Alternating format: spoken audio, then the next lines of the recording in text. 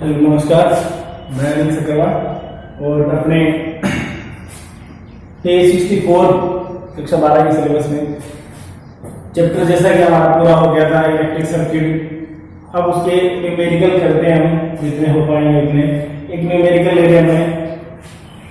इस न्यूमेरिकल ये वैसे हम एक डेरिवेशन पहले कर चुके हैं, उसी पर बेस्ड है कि हमने किरचॉफ का जो द्वितीय नियम किया था उसके न्यूमेरिकल हमने नहीं किए थे। तो मैंने आपको बताया था कि लास्ट में जब हम व्हीटस्टोन ब्रिज पढ़ लेंगे उसके बाद में इसका भी यूज कर लेंगे और व्हीटस्टोन ब्रिज का भी यूज कर लेंगे। तो यहाँ ये एक ऐसा न्यूमेरिकल है जिसके अंदर सारी बातें यूज हो जाएंगी यहाँ टोटल, और इसको करने के बाद लगभग सारे न्यूमेरिकल अपने सोल्व कर सकते हैं इजी वे में। इसमें हमने क्या लिया है, व्हीटस्टोन ब्रिज के अकॉर्डिंग जो व्यवस्था है वो बनी हुई है। 10 वोल्ट की बैटरी जुड़ी हुई है इसके अंदर, और देखिए तो वही ब्रांचेज है, वही करंट I1 दे रखा है, इधर करंट I2 दे रखा है, उधर से G में से जाने वाला करंट IG है। फिर बाकी जो उधर बचा करंट वो क्या हो गया, I1 माइनस IG, और इधर से दोनों करंट इकट्ठे हो गए तो इसमें से जाने वाला करंट हो गया I2 प्लस IG।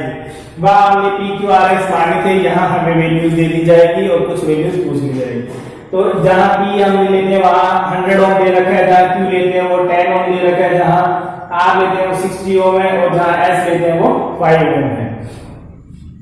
अब देखो सबसे पहले तो आपको क्या ज्ञात करना है इसके अंदर वो देखना है। हमें किस क्वेश्चन में पूछा है कि IG की वैल्यू बताओ, IG की वैल्यू। अब इसमें जरूरी नहीं है कि केवल IG पूछा जाए, I1 I2 I3 sorry I1 I2 वगैरह बाकी जो वैल्यूज है नॉन वैल्यूज वो भी पूछी जा सकती है। तो हम सभी इसमें याद कर सकते हैं। हमें ये पता होना चाहिए कि जितनी वैल्यूज होती है उतनी इक्वेशंस की जरूरत होती है, फिर उन्हीं को ही हम बाकी मेथड वही रहता है 10th क्लास का ही। इक्वेशन कैसे बनानी है उसके लिए कंसेप्ट हम यूज करेंगे, व्हीटस्टोन ब्रिज कंसेप्ट यूज करेंगे, किरचॉफ्स लॉ यूज करेंगे, उनसे हम यूज करते हुए सोल्व करेंगे। अब अपने को यहाँ IG निकालना है। बाद में जब इक्वेशन बनाने के बाद कोई क्लास 10th के जो मेथड यूज होते हैं, विलोपन विधि, प्रतिस्थापन विधि, एक क्वार्ट आगे दूसरी की वैल्यू निकालते हैं, उसी तरह से सिंप्लीफाई हमें करना पड़ेगा इसके अंदर।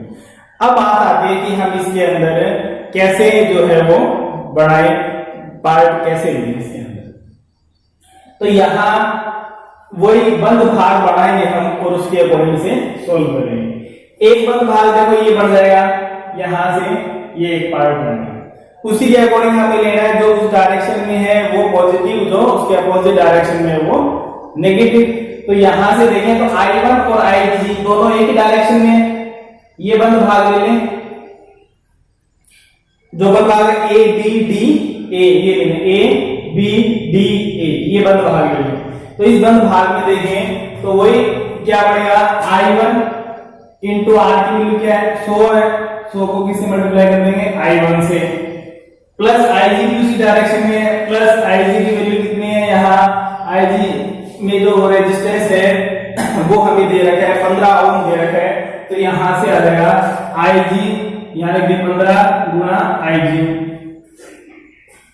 और अब I2 उसके सामने से है तो माइनस में I2 आ जाएगा, माइनस 60 इंटू I2। अब इस पूरे बंद पार्ट में A B D A part के अंदर कहीं पर भी बैटरी नहीं लगी है, इसलिए इसकी वैल्यू क्या हो जाएगी, बराबर 0 हो जाएगी। ये आ गई इक्वेशन नंबर फर्स्ट। इसी तरह से आपको समीकरण बढ़ाने हैं और फिर इसे सिंप्लीफाई करना है। अब दूसरा बंद भाग देखें, B C D और B से शुरू किया, वापस उधर वाला पार्ट देखें। अब उधर को भी आप चाहे वैसे ले लो कि I1 माइनस IG जो वो डायरेक्शन है, तो बाकी इधर की दोनों IG और I2 प्लस IG दोनों इसके अपोजिट हो जाएंगे, तो दोनों माइनस में हो जाएगी जैसा आपने उसमें लिया था प्रूफ में। तो क्या आ जाएगा 10 multiply I1 minus IG minus 15 IG और minus 5 I2 plus IG is equal to 0, और ये आ गई समीकरण नंबर 2। अब देखिए आगे दो समीकरण आगे, दो समीकरणों से इसमें IG की वैल्यू सॉल्व हम नहीं कर सकते क्योंकि वैल्यूज कितनी है, I1 भी है, IG भी है और I2 भी, तीन वैल्यूज, तीन इक्वेशन हमें चाहिए, उससे सिंप्लीफाई करेंगे। उसके लिए देखो एक नीचे का जो जिसमें बैटरी लगी है उस बंद पार्ट को ले लें जिसमें I आ रही है, इस बंद पार्ट को लें। तो इस बंद पार्ट में देखें तो यहाँ से इस डायरेक्शन को ले लें, कितना ये डायरेक्शन 60 ओम जो I2 में से जा रहा है और वो भी उसी डायरेक्शन में, दोनों सेम है, दोनों प्लस हो जाएंगे। और इसमें इक्वल देखो, फर्स्ट पार्ट जो आपने लिया बंद भाग उसमें बैटरी नहीं है तो बराबर 0, सेकंड पार्ट लिया उसमें बैटरी नहीं है तो बराबर 0, थर्ड पार्ट इसमें बैटरी है तो बराबर 10 वोल्ट। तो ये आ गया, ये तो कौन सा बंद भाग लिया हमने, भाग कौन सा, ये A B D A C, और ये कौन सा है बंद भाग B C D B से, दूसरी समीकरण है। और तीसरा बंद भाग नीचे वाला जो पार्ट है वो A D C A मान लो, भाग A D C A से। तो इसमें कितना है 60 into I2 plus 5 into I2 plus IG is equal to 10। अब आपको नॉर्मल मैथ्स यूज करनी है, यहाँ ये इक्वेशन बनाते समय अपने को ध्यान रखना। आगे आप कैलकुलेशन खुद कर सकते हैं, कैसे करें कैलकुलेशन, कोई भी मेथड आप देखो, इसको सिंपलीफाई करना चाहो तो पहले इसको सिंपलीफाई करके लिख लो। इक्वेशन फर्स्ट देखो I1 IG I2 में है, इक्वेशन सेकंड आ रही है, इक्वेशन थर्ड आ रही है। जैसे इक्वेशन थर्ड से देखें तो क्या मिल रहा है, 60 I2 plus 5 I2 plus 5 IG बराबर 10। तो ये आ जाएगा 65 I2 प्लस 5 IG बराबर 10, इक्वेशन नंबर 4। अब देखो इक्वेशन 4 में I2 और IG आ रहे हैं, एक इक्वेशन और ऐसी आ जाए जिसमें I2 और IG आ जाए, तो I2 को इक्वल करके कैंसिल आउट कर देंगे, IG रिजल्ट बच जाएगा।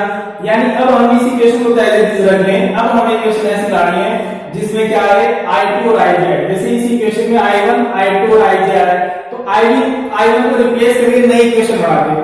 I1 को रिप्लेस करने के लिए दो इक्वेशन हमारे पास 1 है और इक्वेशन 2 को अब सिंपलीफाई करना पड़ेगा। तो बाय इक्वेशन सेकंड क्या ले, सिंपलीफाई कर लो, 10I1 मल्टीप्लाई कर दें -10IG -15IG -5I2 -5IG बराबर 0। अब I1 को ऐसा ले ले, I2 को ऐसा, IG को ऐसा, I1 ये आ रहा है यहाँ, उसके अलावा और कहीं नहीं है। तो ये आ गया 10I1, IG देखो ये ना -10 -15 -25 -5 -30 -30IG -5I2 is equal to 0। समीकरण नंबर जैसे 5। अब समीकरण जो 5 है वो तो 2 से आ गई, यानी 2 और 5 एक ही नंबर है, ठीक है। अब इसका यूज आपको नहीं करना है। अब देखो फर्स्ट और 5 का यूज करें तो इसमें अगर I1 को हटाएं तो IG और I2 बचेगा। IG और I2 की इक्वेशन नंबर 4 है, तो 4 और जो नई इक्वेशन आएगी उससे दोनों में क्या करेंगे, I2 हटा देंगे और IG निकाल देंगे। और जब IG आ गया और फिर I2 पूछा गया तो इसमें रख के I2 निकाल लो, फिर I2 भी आ गया और I1 भी पूछा गया तो I2 और IG के मान किसी भी इक्वेशन में रख के I1 का मान भी निकाल लो। तो सारी बातें अगर पूछी गई है तो उसके अकॉर्डिंग भी हम उसे सिंपलीफाई जो है वो कर सकते हैं इजी वे में। अब देखिए आगे कौन सी इक्वेशन ले, इक्वेशन फर्स्ट और equation 5। By equation first and 5, first as it is लिख लो 100I1 plus 15IG -60I2 is equal to 0 and by equation 5 multiply by 10 तो इक्वेशन 5 को 10 से मल्टीप्लाई करें तो 100 हो जाएगा। तो 100I1 इसको भी 10 से मल्टीप्लाई करेंगे -300IG इसको भी करेंगे -50I2 इज इक्वल टू 0। अब ये माइनस करने से सिंबल चेंज हो जाएंगे, ये प्लस हो जाएगा, ये भी प्लस हो जाएगा और इक्वल 0 ये कैंसिल आउट हो गया। ये कितना हो गया 315IG और ये कितना हो गया माइनस का 60 है प्लस का 50 है माइनस का 10I2 is equal to 0। This is the equation number 6।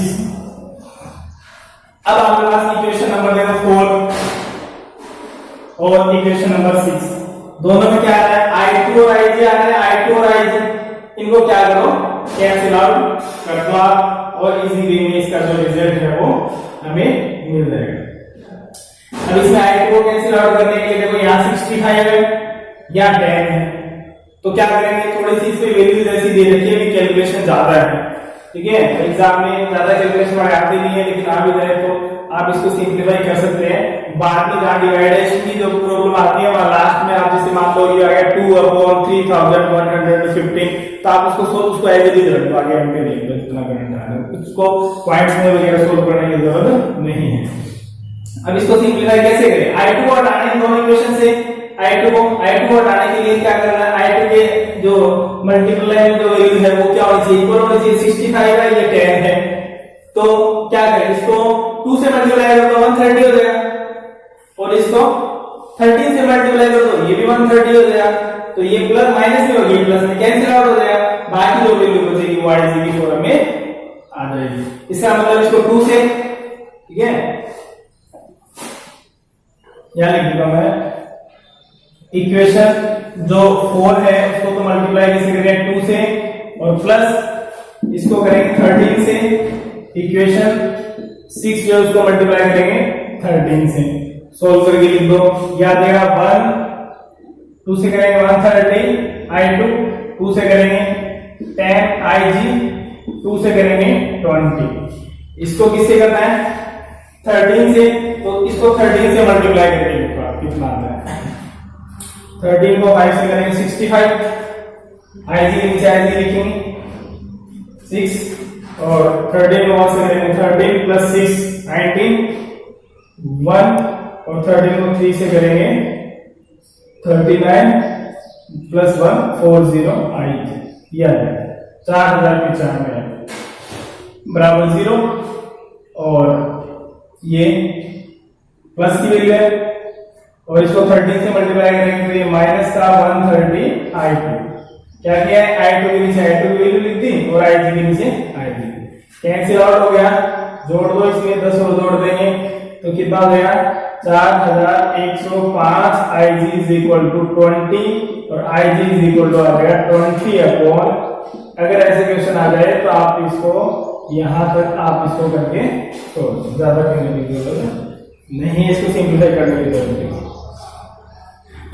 तो इस तरह के जो क्वेश्चन है, अब इसके अंदर जैसे अगर आपको i1 i2 की निकलवाई होती तो ज्यादा काम नहीं है क्योंकि सिंप्लीफाई हो गया मेन, तो आप इस किसी भी इक्वेशन में रख दो, ये दो इक्वेशन है यहाँ में ig की वैल्यू रखोगे i2 भी आ जाएगी, ig और i2 की वैल्यू उसमें रखोगे i1 की वैल्यू आ जाएगी, तो सभी को क्या कर सकते हैं इजी वे में सोल्व कर सकते हैं हमें।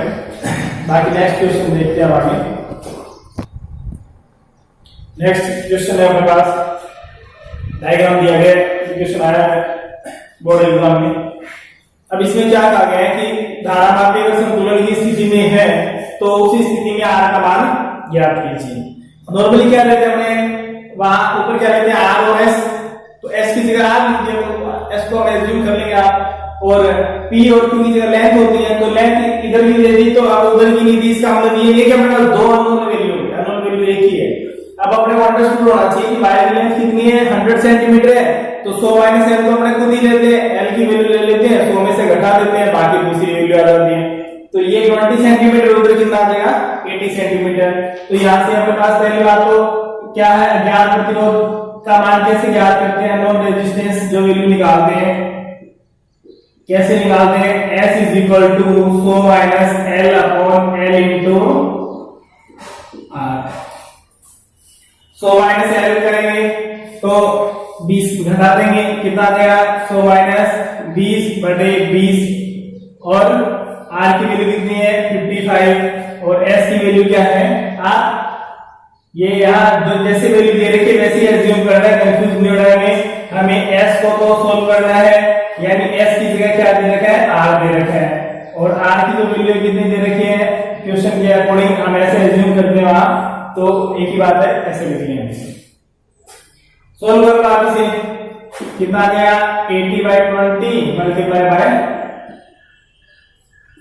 55, बस इसको सिंप्लीफाई कर लो, कैंसिल आउट हो जाएगा, 4 से कैंसिल आउट हो जाएगा, तो R इज इक्वल टू ये कितना हो जाएगा 220 ओम आ जाएगा।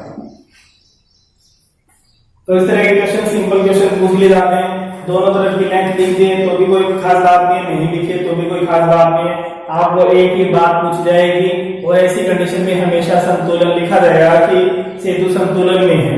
संतुलन का मतलब है कि IG का जो करंट है वो 0 है, तभी ये फॉर्मूला हम अप्लाई कर सकते हैं।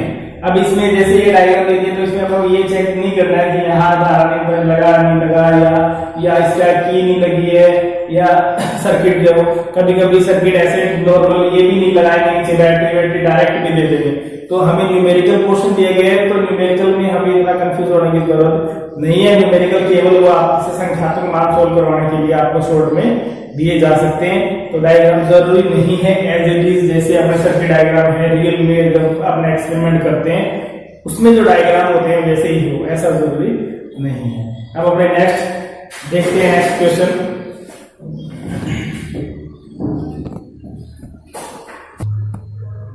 नेक्स्ट क्वेश्चन है वो भी हमारे पास इसी तरह से है, लेकिन उसके अंदर अलग वैल्यू दे रखे हैं।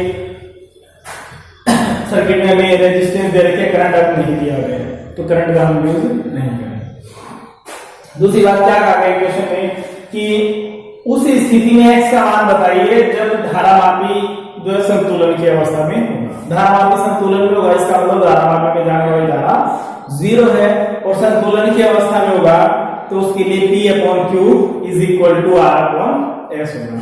ये एक वैल्यू P लेते हैं, उधर Q लेते हैं, नीचे R है उधर S है।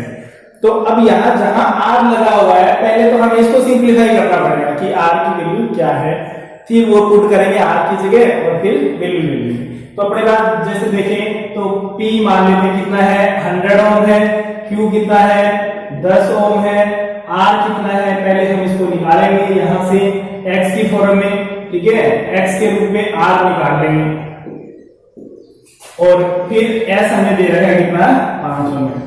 संतुलन में हमें दे रखा है कि क्वेश्चन क्या है, संतुलन में है। संतुलन की स्थिति में